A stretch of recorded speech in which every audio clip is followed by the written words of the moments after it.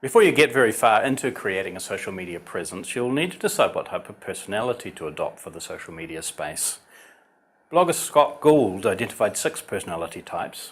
Who do you want to be online? First is the leader or evangelist.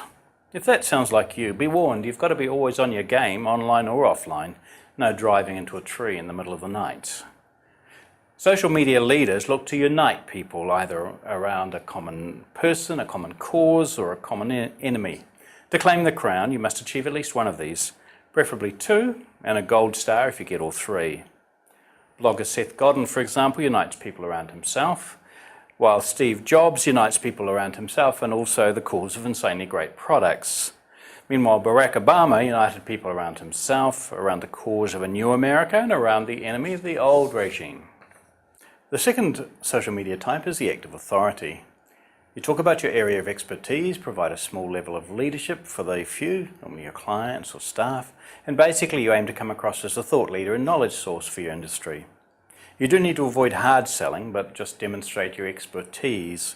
One of the ways to do this quite effectively is through a rhetorical technique called paralepsis, which, big word though it is simply the art of saying something without saying it. For example, I had a great time helping a client with their Google AdWords campaign. I just love doing that stuff. That tells your followers that you offer search engine marketing services without actually having to say that. The third social media personality type is solution support. In a small business, the managing director is often the active authority, with staff taking on the role of solution support. The active authority role is visionary to a degree, and that person will often lack the time to enter into deeper solution support. So the solution support role encapsulates those who are more personal and relational than expertise driven.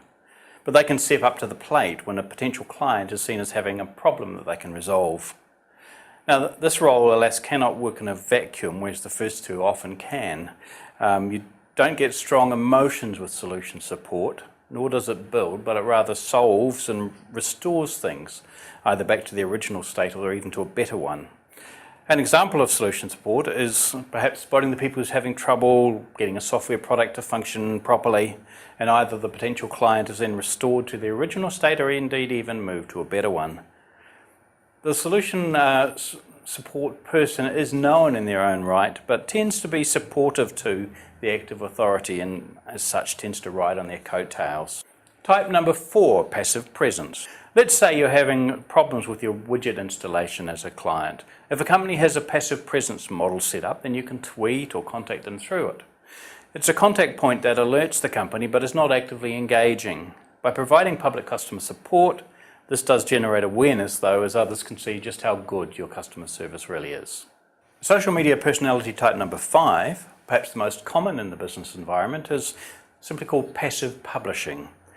It's an announcement and broadcast solution that typically only your true followers will follow, and many business accounts do tend to become this because there's no person, cause or enemy to unite people around. The real danger with this, of course, is that your social media profile becomes stale and you get absorbed with talking about yourself. And finally, type number 6, the monitor.